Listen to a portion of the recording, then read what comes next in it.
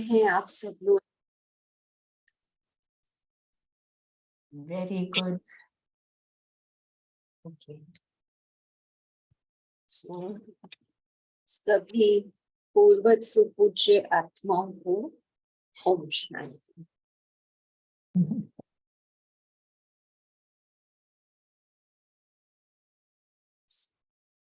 शुरू करें हम आज का सेशन। जी जी। तो अभी हम सबसे पहले अपने आज का जो मुरली एक्सर्व था उसके अनुसार जो बाबा ने एक पूज्य स्वरूप के बारे में बताया, तो अपने पूज्य स्वरूप में स्थित सभी अपने अपने पूज्य स्वरूप को देखें और उस पूज्य स्वरूप की विशेषताओं के साथ खुद को देखें। कुछ पलों के लिए हम अपने स्वरूप में स्थित हैं।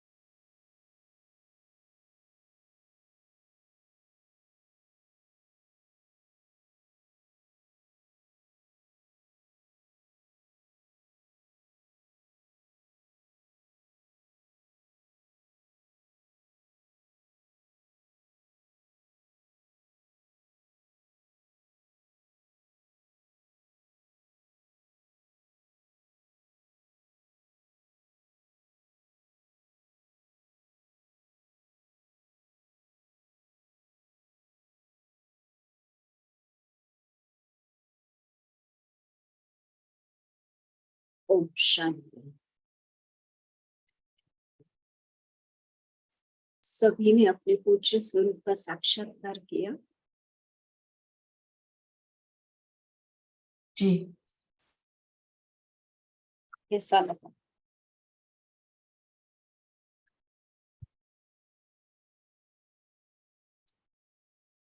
कैसा लगा सभी को अपने पूज्य स्वरूप का साक्षात्कार? रिस्पॉन्सिबल। तो अभी वर्तमान का जो हमारा चैतन्य स्वरूप है उसमें और जो अभी हमने अपने पूज्य स्वरूप का साक्षात्कार किया, इन दोनों में कुछ डिफरेंस दिखाई दिया? यस। तो बताएंगे क्या डिफरेंस था?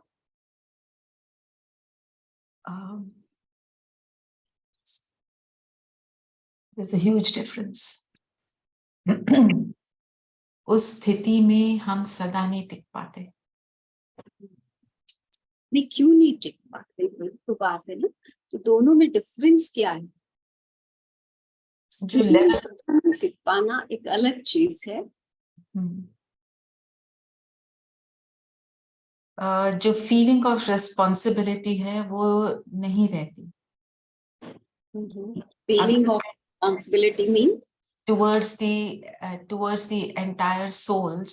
अब उनकी तरफ हम, अगर मैं पूज्य आत्मा हूं तो मेरी वृत्ति उनकी ओर सदा कल्याणकारी, सदा रिस्पॉन्सिबल, सदा सेम, सदा देने वाली, ऐसे वाला, तो उसकी मेंटेनेंस तो कम है। ओके, तो सब अपना अपना बताएंगे। ओम शांति दीदी। दीदी, डिविनिटी जो पूज्य स्वरूप है वो बिल्कुल फुल ऑफ डिविनिटी, तो वो ही मेन डिफरेंस है दीदी, उसमें सब कुछ आ गया। तो डिविनिटी ना होने का रीजन क्या है? दिव्य जो बाबा ने जो हमें अपनी शिक्षाएं दी हैं उन पे 100% उनमें पूरा ना उतरना, उनका 100% धारणा स्वरूप ना बनना, यही नंबर 12 है दीदी, यही डिफरेंस है। ओम शांति दीदी। ओम शांति। दीदी जितना कोशिश करने से भी आत्मा रूप में रहना बीच बीच में निकल जाती है। जब देहभान में आ जाते हैं तो बाकी सारे परिस्थिति सामने आ जाती है। जी ओम शांति। जो है ना वो घर में रहने से नहीं बनती है। ओम शांति दीदी। ओम शांति। मुझ आत्मा ने प्रैक्टिकली दिव्य स्वरूप का अनुभव स्वप्न में किया है, बाबा ने कराया, तो जो सार रूप में मैं उसको बता सकती हूँ कि क्या अंतर है। अभी क्योंकि देह भान बहुत है परसेंटेज में, आत्मिक स्थिति जो है वो बहुत कम रहती है। देह भान की वजह से हम हद में रहते हैं, बेहद में नहीं जा पाते। तो वो जो स्वप्न था उसमें मैं अपना अनुभव बताऊं तो मेरा भक्त था जो, उसके प्रति मेरी भावना क्या थी। जैसे आज मैं अगर एक माँ हूँ तो मैंने कंपेयर किया कि मैं अपने लौकिक संतान से भी उतना प्यार नहीं करती जितना उस भक्त के प्रति मेरे मन में स्नेह था।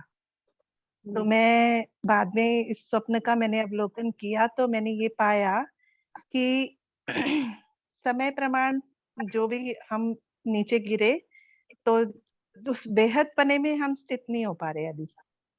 तो जब हम बेहद मतलब अनकंडीशनल लव उस स्थिति में पहुंचेंगे तो हमारा हर भक्त हमारा बच्चा होगा, और वो बच्चा ऐसा कि इस समय जो कलयुग का अंत भी है, उस समय जो माँ और बच्चे का अगर संबंध कहें तो प्यार है, लेकिन प्यार में मोह के परसेंटेज ज्यादा है, और वो प्यार नहीं है जो एक देवी का अपने भक्त के लिए है। तो वो भावना में स्थित रहने का बार बार उसको रिमाइंड में खुद को करा करके फिर पूज्य स्वरूप में स्थित होने का प्रयास करती हूँ। तो थैंक्स टू बाबा कि वो अनुभव कराया, उस अनुभव के आधार पर मैं उस तरह की स्थिति बनाने की कोशिश कर रही हूँ। ओम शांति। Thank you so much. Share करेंगे। ओम शांति दीदी। ओम शांति। मैं जब से मधुबन से आई हूँ, ये जो मेरे को मिला है तुम पूज स्वरूप आत्मा हो, तो इसी सम्मान में मैं स्थित होकर रहने की कोशिश कर रही हूँ।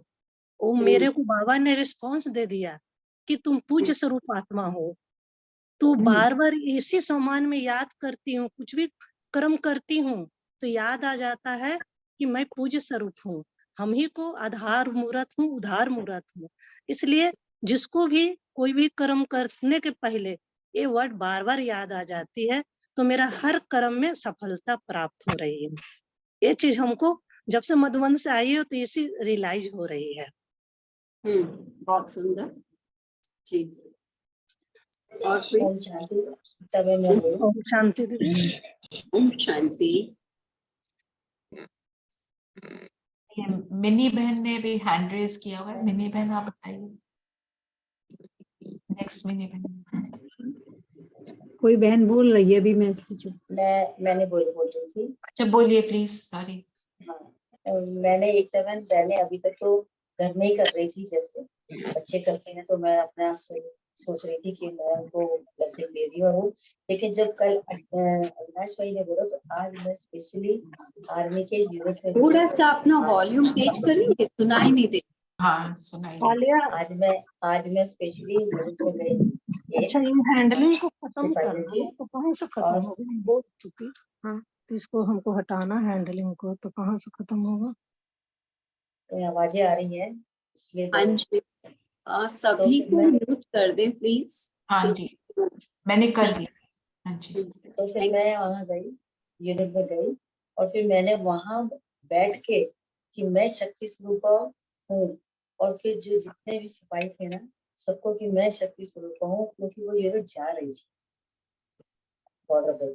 तो मुझे ये मिला एक आज का लग रहा है वैसे कि मैं शक्ति स्वरूप, और उनको मैं दुआएं दे रही हूँ कि ये सब मेरे भक्त हैं और ये सब अपने सेवा के उसमें जा रहे हैं, तो मैं इनको दुआएं दूं, इनको भी अपनी शक्ति की वाइब्रेशन बाबा से लेके उन सबको दे रहे हूँ। आज मैंने वो कर रही हूँ कि मैं इन सबको शक्ति स्वरूप बन दे रही हूँ।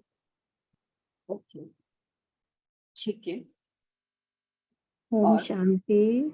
दी मेरे को पहले भी रहता था कि मैं चारों ओर जब किसी को भी दुखी देखती थी तो लगता क्या ऐसा हम में कुछ हो कि हम करें कि इनके दुख दूर हो जाए। तो अब जब अपने को उस पूज्य स्वरूप में रख के हम वाइब्रेशन देते हैं और लोगों को फील होता है कि हाँ हमें शांति मिल रही है या उनके थोड़े दुख में उन्हें शक्ति मिल रही है, वो फीलिंग होती है कि हाँ हमारी वाइब्रेशन से उन्हें जो है शांति मिल रही है, फीलिंग मिल रही है उस चीज का, तो वो अच्छा लगता है देख करके। और यही चीज पे प्रयोग करते हैं। ठीक है, तो देखिए एक छोटी सी कहानी आपको सुनाती हूँ यहाँ पे। आप सबने बताया, ऑलमोस्ट सबका सिमिलर होगा। इतने सारे भाई बहन अभी हम सबका तो नहीं सुन पाएंगे, लेकिन आप लोग चैट पे लिख सकते हैं जिसको भी लिखना है। एक बार एक देश का राजा था, और वो जो राजा था बहुत ही गुस्से वाला, मतलब बहुत क्रोधी और क्रूएल जिसको कहते हैं, क्रूर, वैसा था। वो जहां पर भी जाता था तो मेक श्योर कि लोग उसको नमन करें ही करें। तो एक बार वो दोपहर के टाइम ऐसे ही घूमने निकला, तो लोग उसको देखकर नमन करके ना फटाफट अपने अपने घरों में छुप गए, क्योंकि वो बहुत क्रूएल था, कभी भी कुछ भी कह सकता था, और नहीं करो तो उनको एक्सट्रीम से एक्सट्रीम पनिशमेंट भी दे देता था। तो उसने देखा कि एक छोटा बच्चा था, 8-10 साल का होगा, वो अपना गेम खेलने में मस्त था एक पेड़ के नीचे। राजा उसके पास गया, वो अपना गेम खेलता रहा, उसने ना उसको विश किया, कुछ भी नहीं।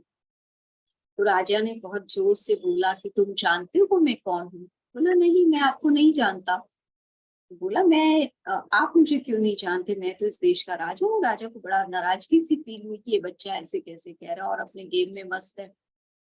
तो उस बच्चे ने बहुत मासूमियत से जवाब दिया कि देखिए, राजा वो होता है जो सबके दिलों पे राज करे, जिससे सब डरते हो वो राजा नहीं हो सकता, जो क्रूएल हो वो राजा नहीं हो सकता।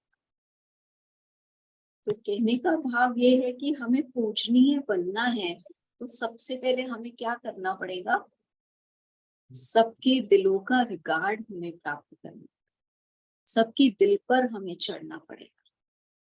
जब तक बाकी हम ये जो कुछ भी कर रहे हैं ये सिर्फ कुछ समय की प्रैक्टिस। आपने कुछ समय के लिए अपना वो स्वरूप देख लिया, कर लिया, लेकिन क्या मेरे अंदर में वो संस्कार वो धारण हुए? और रिगार्ड कब मिलेगा? जब आप सामने वाले को रिगार्ड दोगे और आपको रिगार्ड लेने की इच्छा नहीं होगी। और अपने को रिगार्ड लेने की इच्छा नहीं होगी, वो क्यों कब नहीं होगी? जब आप अपने इस श्रेष्ठ स्वमान में स्थित रहेंगे, सदा स्मृति स्वरूप रहेंगे कि मैं तो ऐसी आत्मा हूँ। तो आपको किसी से रिगार्ड नहीं चाहिए होगा, लेकिन ऑटोमेटिकली आप सर्व को रिगार्ड देंगे। तो जैसा आप स्वयं के लिए सोचेंगे वैसी ही दृष्टि से जब आप दूसरी आत्माओं को देखेंगे तो आपको रिगार्ड ऑटोमेटिकली मिलेगा। तो आप सबके दिलों पर राज। तो सबसे पहली बात जो है, क्योंकि देखिए हम पूजनीय कब बनते हैं? जब हमने आधा कल्प विश्व पर राज्य किया, उसके बाद हम आधा कल्प पूजनीय होते हैं। तो राज्य अधिकारी माना जिसने स्व की कर्मेंद्रियों को जीता, तो आपके सारे विकारों पर तो आपकी विजय प्राप्त हो ही गई। तो उसके साथ साथ आपने लोगों के दिलों को भी जीता। कैसे? अपने गुणों से। तो अभी हम बाबा की आज की मुरली का एक्सर्ट पढ़ते हैं और इससे आप देखिए कि कैसे बाबा ने इन सब बातों को लिंक किया है।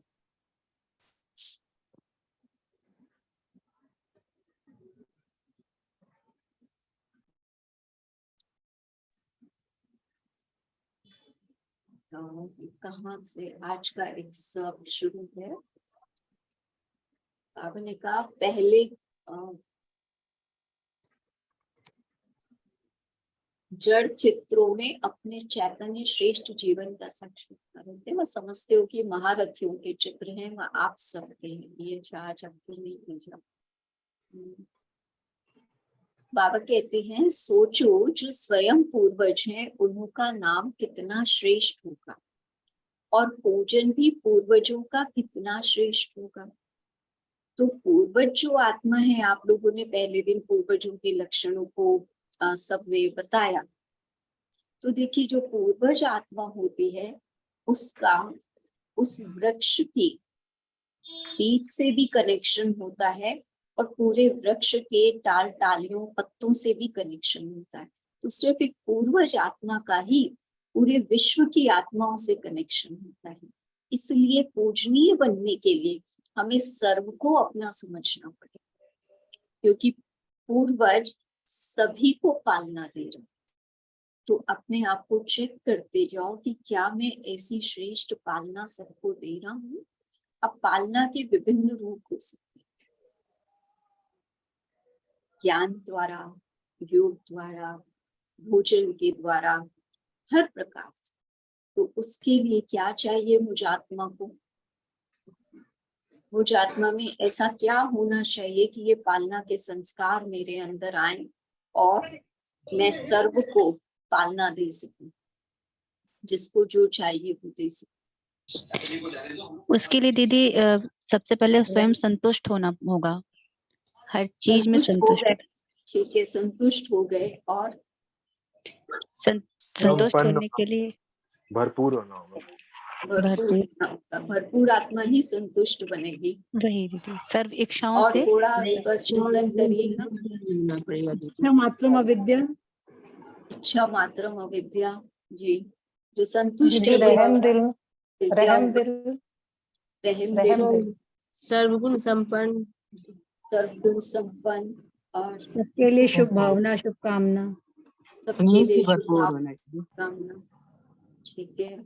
और निरंतर अपने सत्य स्वरूप की स्मृति, निरंतर अपने सत्य स्वरूप की स्मृति कि मैं I am a divine soul. सहयोग की दीदी स्नेह से भरपूर होना चाहिए। स्नेह से दीदी सबके स्नेही होना चाहिए, सबके द्वारा साथ स्नेही स्वरूप जो है वो आएगा। तो बाबा ने इसके लिए सबसे सुंदर और सिंपल बात बताई है, वो है शक्तिशाली याद का। आपको सिर्फ बीज से कनेक्ट होना है, ऑटोमेटिकली सब कुछ। ये हम जो सोचते हैं ना, मैं दे रहा हूँ, मैं कर रहा हूँ, ये नहीं। करवाता तो बाबा है ना, चाहे जड़ मूर्ति से भी करवा रहा है तो बाबा करवा रहा है। मैं कुछ नहीं कर रहा, मेरे को सिर्फ बाबा से कनेक्ट। आप बीज से कनेक्ट हो जाओ, स्वतः सब कुछ जाता जाए। तो शक्तिशाली याद का स्वरूप होना चाहिए।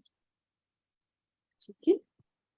तो ये जितनी भी बातें हैं हमारे अंदर स्वतः आ जाएंगी। बाबा कहते हैं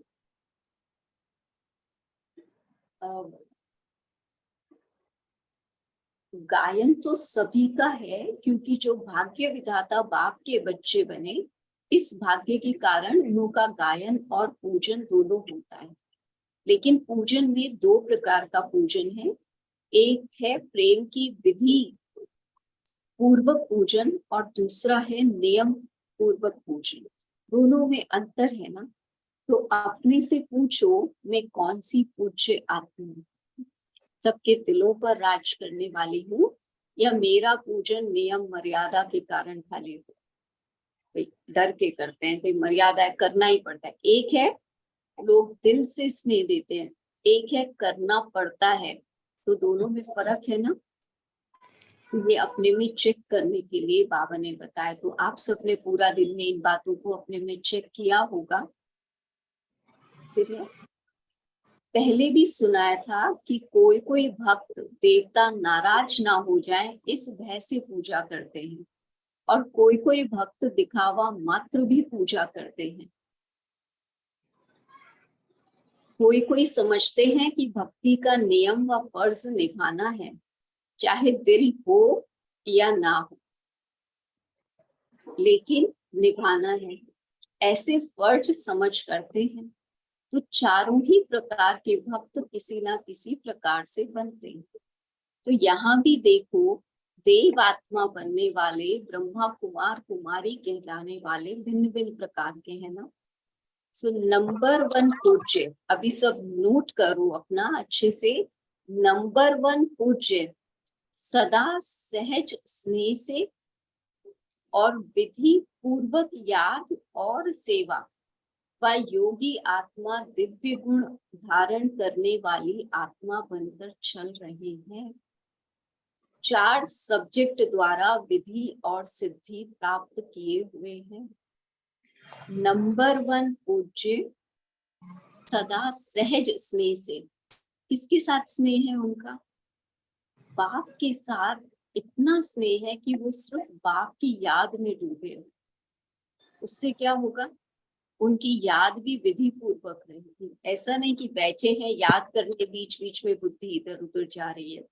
या हम जब हम बीच बीच में नींद करते हैं तो हमारी याद में क्या है? माया आ गई है। भोजन करने बैठे हैं, बाबा की याद में भोजन नहीं किया, तो ये सब क्या है? एक पूज्य आत्मा की विधियां नहीं है ना। तो और सेवा भी कैसे करनी है? विधि पूर्वक बाबा की याद से हमें अपनी सेवा शुरू करनी है। सेवा कराने वाला कौन? बाबा। हम जो सेवा कर रहे हैं वो सेवा की विशेषता देने वाला कौन? बाबा। तो परमात्मा की विशेषता है, मेरी विशेषता नहीं है। सेवा में जहां मेरापन और मैंपन आ गया तो ये मैंपन रूपी चिड़िया क्या करती है? कच्चा फल होता है ना, उसको क्या खा फल लेती खाने? है। इस फल को खाने के कारण हमारा जो पूजन है वो खंडित हो जाता है। तो सेवा में सब कुछ तेरा करके चलना, मना कराने वाला बाबा, विशेषता देने वाला बाबा। तब क्या होगा? हमारी सेवा विधि पूर्वक। और योगी आत्मा दिव्य गुण धारण करने वाली आत्मा। तो जो भी योगी होंगे, क्योंकि वो निरंतर बाप के साथ कनेक्टेड है, तो उस पे रंग कौन सा आ रहा है? निरंतर बाबा का रंग आ रहा है। तो दिव्य गुणों की धारणा स्वतः होती रहेगी। तो ये है नंबर 1 पूज्य आत्मा के लक्षण। और 4 सब्जेक्ट द्वारा विधि और सिद्धि प्राप्त किए हुए। तो बाबा ने बताया है कि जो 4 हमारे सब्जेक्ट हैं, ज्ञान, योग, धारणा, सेवा, इसमें विधि और सिद्धि का जो धारणा है वो कैसे होगी? वो है पवित्रता, स्वच्छता, सच्चाई और सुख। ये 4 बातों की जब हमारे जीवन में धारणा रहेगी तो इन चारों सब्जेक्ट में हमें सिद्धि प्राप्त। तो इसकी विधि है पवित्रता, स्वच्छता, सच्चाई और सुख। तो पवित्रता अपने हर कर्म में, अपने हर संकल्प में, बोल में, कर्म में, मनसा वाचा करना जिसको कहते हैं, तन मन धन, संबंध संपर्क, सब में पवित्रता चाहिए। क्योंकि ज्ञान क्या कहता है कि आप जो भी कर्म कर रहे हो उसका आगे पीछे सोच कर कर्म। तो ऐसी पवित्रता हमें चारों सब्जेक्ट में चाहिए।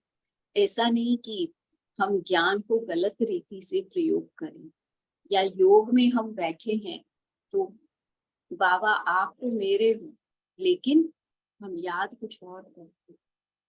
जहाँ जरूरत है वहाँ बाबा, और उसके अलावा बाबा साथ नहीं, तो क्या होगा? योग में भी हमारी स्वच्छता नहीं है। तो बाबा कहते हैं ना, जहाँ बात है तो वहाँ बाप नहीं है, तो फिर हमारा पुण्य जमा नहीं। या हम योग भी कर रहे हैं तो कुछ प्राप्ति के लिए कर रहे हैं, स्वार्थ के लिए कर रहे हैं, तो उसको भी बाबा सच्चा योग नहीं। और सच्चाई सफाई जो है, जैसा है बाप को अर्पण करना है, समर्पण करना है, चतुराई नहीं दिखानी, तब जाकर हम ऐसी नंबर 1 पूज्य आत्मा बनेंगे। क्योंकि जो पूर्वज हैं वो पूज्य बनते हैं, तो लोग किसको फॉलो करेंगे? हमारे कर्म को देखकर सब फॉलो करेंगे। तो हमारे ही कर्म में यदि पवित्रता, सत्यता, सच्चाई, सफाई नहीं होगी तो क्या होगा? जो दूसरी आत्माएं हैं वही देख के करवाएंगे। वो गलत फॉलो करेंगी तो हम किस बात के जिम्मेवार हो गए? हम ही किस जिम्मेवार बात है के ना। जिम्मेवार? तो इसलिए नंबर 1 आत्मा बनने के लिए हमें, जो बाबा ने बताया, पूर्ण रूप से सहज स्नेही और चारों सब्जेक्ट में विधि और सिद्धि से आगे बढ़ना है।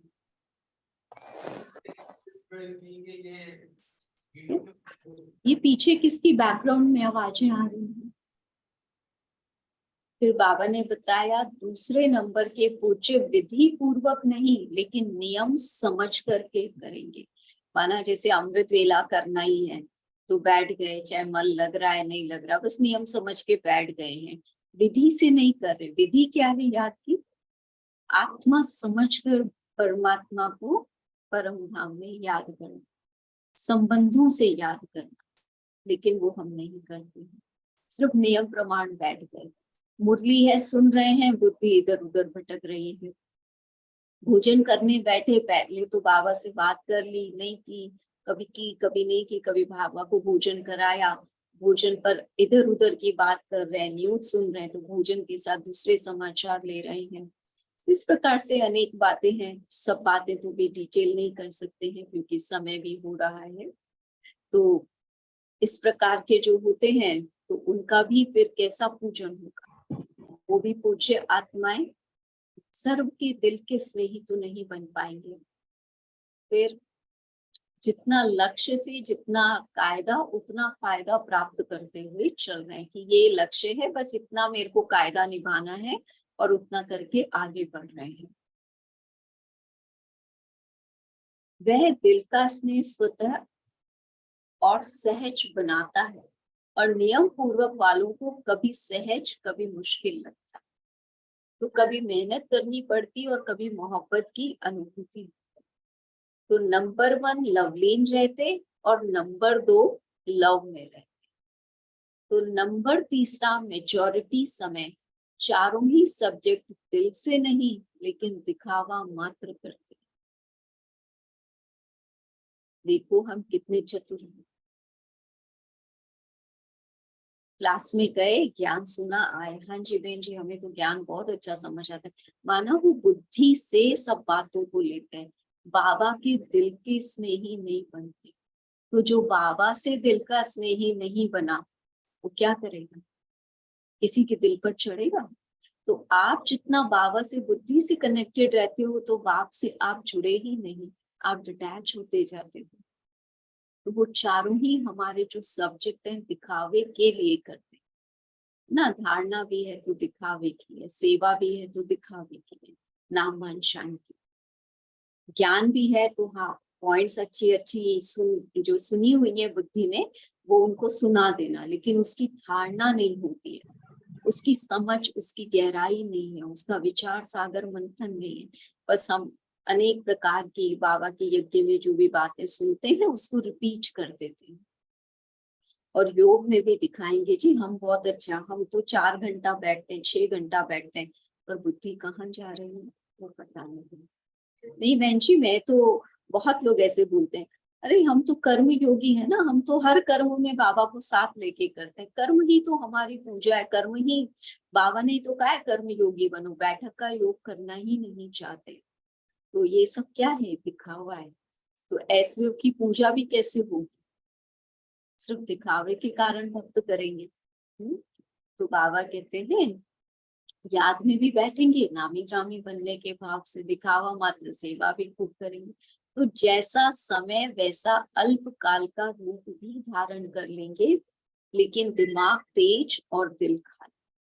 और नंबर 4 सिर्फ डर के मारे कोई कुछ कह ना दे कि यह तो है ही लास्ट नंबर का, वह आगे चल नहीं सकता, ऐसे कोई इस नजर से देखे तो ब्राह्मण तो बन ही गए, शूद्र जीवन भी पसंद नहीं, और ब्राह्मण जीवन में विधि पूर्वक चलने की हिम्मत नहीं, इसलिए मजबूरी से मझधार में आ। और बताओ जो इतना ब्राह्मण जीवन हमें श्रेष्ठ मिला है, बाबा हमें हर कदम इतनी सर्व प्राप्तियां करा रहा है, तो हमें मजबूरी से चलना है या जो बाबा कह रहा है उसको दिल में समा कर चलना? बाबा से कितना प्यार होना चाहिए। क्या लवलीन करना? होकर, दिल लवलीन दिल होकर। में समा कर लवलीन हो गए हैं। बाबा हमें कितना श्रेष्ठ सम्मान देते हैं कि आप डबल पूज्य ना। बाबा कहते हैं मेरे से भी जास्ती पूजा आप लोगों की है, निराकार स्वरूप में इष्ट देव के रूप में। लेकिन हम आत्माएं क्या कर रहे हैं? हम अपने ही गुणों को जो बाबा ने दिए उन्हें देख नहीं पाते और हम अपने आप को सम्मान से नीचे ले आते हैं, बेभान में आते हैं। हमें वही चीजें पसंद आती, लेकिन बाबा ने जो हमें कहा तो पहले जिसकी दृष्टि स्व के प्रति गुणग्राही होगी कि हाँ बाबा ने ये गुण दिया, वही दूसरों के भी गुण देखकर बाबू। उदार दे पाएगा। मैं कट कर रही हूँ। तो बाबा कहते हैं ऊंचे बनने की विशेषता के लिए हमें क्या करना है? बाबा के दिल तक तो नशीन बनना। बाबा के दिल तक पर कौन चढ़ेगा? जो सदा बाबा के समीप रहेगा और दिखावा नहीं करेगा, लेकिन समीप रहते हुए बाबा की हर आज्ञा का पालन करेगा, वो बाबा का दिल तख्त नशीन। तो अब बाबा ने बताया कि वरना क्या होगा, जो सेकंड नंबर वाले हैं ना, तो मेरापन और मैंपन की चिड़िया आई तो फिर इन आत्माओं के लिए क्या हो जाएगा कि सेवा अच्छी करते हैं, महारथी भी हैं, तो ये गायन योग्य तो बन जाएंगे लेकिन पूजन योग्य नहीं बनेंगे। तो अब आपको गायन योग्य और पूजन योग्य दोनों बनना है, दोनों बनना है, दोनों बनना है दीदी, पक्का बनना है। बिल्कुल बनना है। तो बस एक ही काम करना है कि बाप के साथ शक्तिशाली याद में स्थित हो जाना। तो बाबा कहते हैं कि देखो आपके जो जड़ स्वरूप हैं उनकी पूजा कैसे होती है? उनको धूप दिखाते हैं, हार पहनाते हैं, आरती करते हैं, कीर्तन करते हैं, ये सब करते हैं। पर अभी वर्तमान समय तो हमारी ऐसी नहीं हो सकती क्योंकि ये शरीर क्या है, विकारों से बने, ठीक है। लेकिन क्या होगा, अभी हम जो है हमारे साथ, जब हमारा सबके साथ अपना भाव होगा, हम जब पूरे विश्व की आत्माओं को अपना समझेंगे, मेरे को तेरा माना हद को बेहद में परिवर्तित कर देंगे, तो सच्चे स्नेह की आरती का गायन सब पूरा ब्राह्मण परिवार हमारे लिए करेगा, ठीक है। और कौन से कीर्तन करेंगे? हम आत्माओं के द्वारा जो प्राप्ति उनको हो रही है उसका कीर्तन वो आत्माएं करेंगी। फिर बाबा ने कहा और क्या करेंगे? हम सबके लिए भी, जैसे कहते हैं ना जो देते हैं वो मिलता है, तो जैसे आप सर्व आत्माओं के लिए जो शुभ संकल्प कर रहे हो, तो ये आत्माएं हमारे लिए अभी शुभ संकल्पों की धूप जलाएंगी, तभी तो हमें अभी मिल रहा है ना। और क्या करते? जैसे हम बाप पर बलिहार जाएंगे, जितना हम बाप पर बलिहार जाएंगे हमें देख वो बलिहार जाएंगे, तो इस प्रकार जितना हम बलिहार जाएंगे उतना ही हमारे गले में विजय के हार आएंगे, सफलता मूर्त बनेंगे। तो वो है नंबर 1 पूज्य आत्मा की निशानी।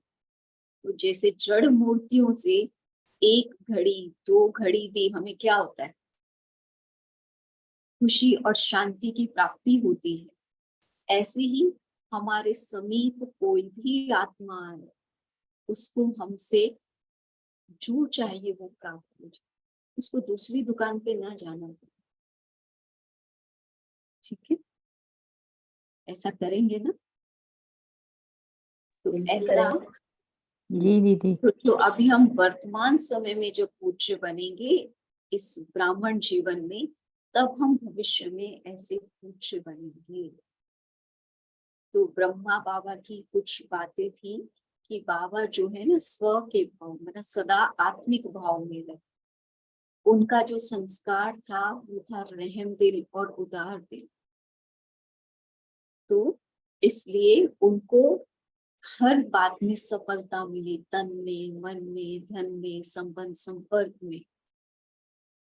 तो अभी हमें क्या करना है, अपने जितने भी देह के जो भी भान है ना, हमारा रोल, हमारा पोजीशन, हमारा धन, जो कुछ भी है, या आत्माओं को भी हम यदि इसी भाव से देखते हैं, तो उस सारे वंश को अभी खत्म करना है। इसलिए ब्रह्मा बाबा नंबर 1 गए।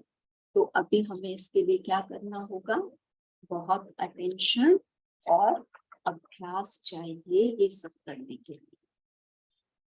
फिर आप मूर्तियों में क्या देखते हैं, निर्माणता उनके नैन, तो इतने ऊंचे बन जाए कि सबके प्रति हमारी दृष्टि ऊंच हो जाए, किसी के भी प्रति घृणा भाव की दृष्टि, अभिमान की दृष्टि, अपमान की दृष्टि ना हो। क्योंकि जो सच्चे दिल के स्नेही होंगे वो सबको समान समझेंगे तो सम्मान देंगे। तो यदि आपको सबके दुख हरने हैं, सुख देना है, तो भी इस दृष्टि से नहीं देखो कि ये दुखी आत्मा है क्या, उसको उसकी श्रेष्ठ स्वरूप के द्वारा देखो, जैसे बाबा ने हमें देखा, तब उस आत्मा को आपसे प्राप्ति। तो ये हमें करना है, ठीक है, ठीक है। अभी हम चले अपने स्वरूप में स्थित होने। किसी का कोई क्वेश्चन तो नहीं है? नो दीदी, कोई क्वेश्चन नहीं, आपने इतना क्लियरली एक्सप्लेन कर दिया। ठीक है, तो जब बैठते हैं अपने इस पूर्वज स्वरूप को देखते हैं, पूज्य स्वरूप में स्थित हो जाएं। पूज्य के नैनों में सर्व आत्माओं के प्रति स्नेह, रहम,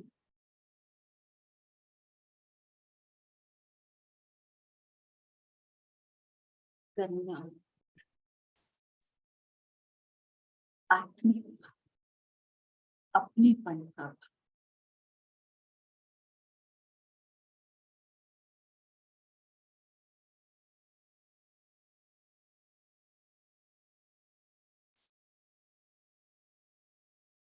उसके मस्तक में आत्मा रूपी बिंदु सिर्फ एक बात की शक्तिशाली ज्ञान,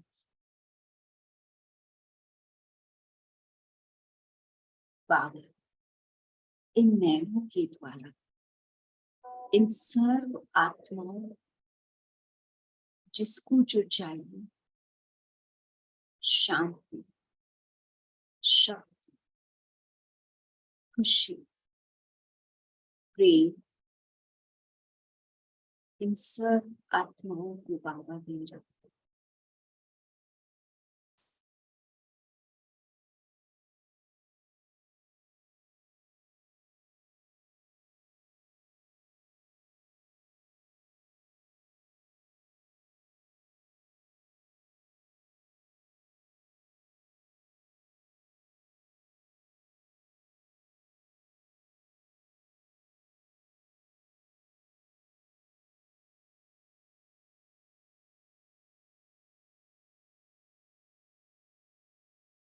मैं ऐसी कल्प पूर्व बात पूज्य आत्मा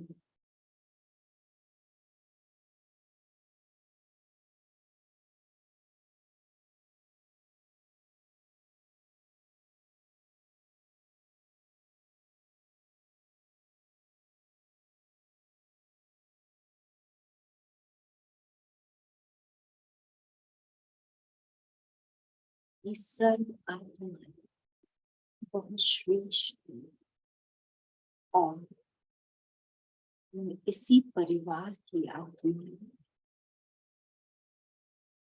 इन सर्व का कल्याण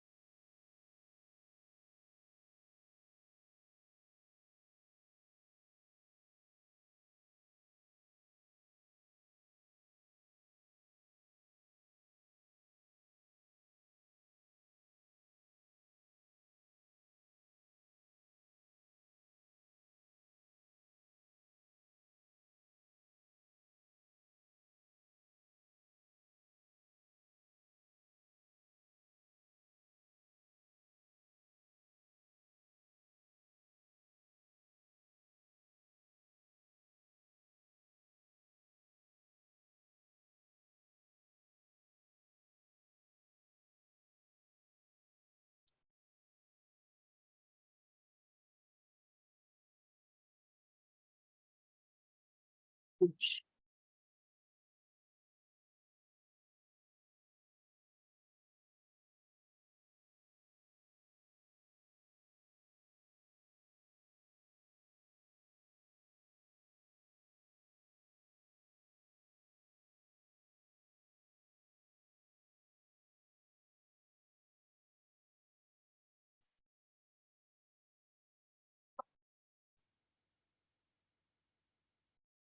ओम शांति। Thank you, thank you. ओम शांति। Thank you so much. शांति बाबा। थैंक यू दीदी, थैंक यू बाबा। शांति। ओम शांति दीदी। थैंक यू दीदी। ओम शांति।